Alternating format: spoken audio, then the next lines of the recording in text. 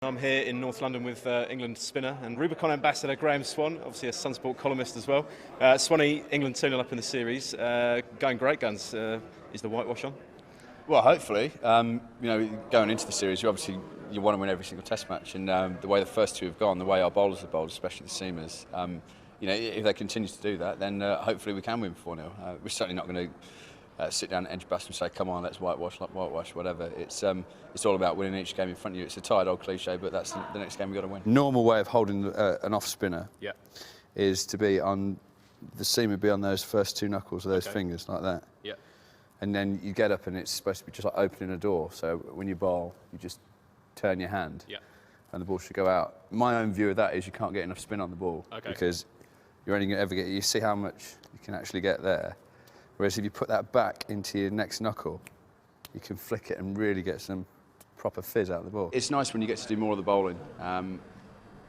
Lords and Trent Bridge aren't particularly spinners' wickets, as they've turned out to be in the last two Tests. So it's always nice being on the winning side, but it obviously feels a bit better personally if you've contributed a bit more than just a few overs here or there. I have a way of bowling what's called a square spinner, so it's very simple. Instead of holding the seam like that, I just turn the ball.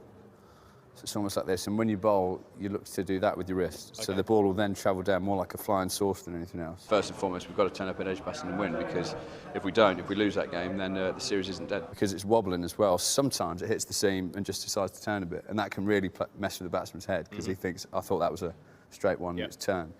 Other times it will hit the shiny side and go dead straight on.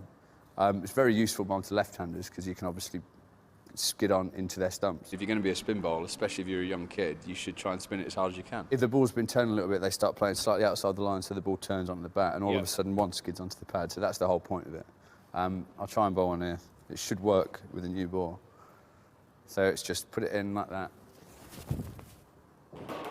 See how it just skids straight on. The flight is more important than the spin, in my opinion. Because if the ball's going dead straight through the air, even if it spins off the ground, the batsman can line it up and then hit it.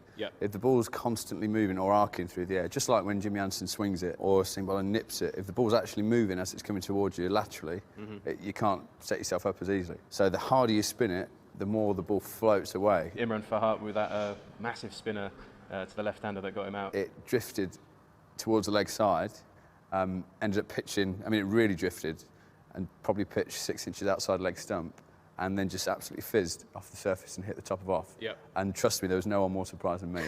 Obviously, I wanted to see how much the pitch had spin, but for it to actually work like that, it was the perfect ball. I don't think anyone. Is that your perfect delivery? Because it was the third ball on my spell, unless the batsman had said, I'm going to sweep as soon as I see it outside leg stump, it'd have got anyone in the world out, I reckon. Any left-hander? The only way it would have stayed had they been sweeping. But even then, I reckon they'd swept it.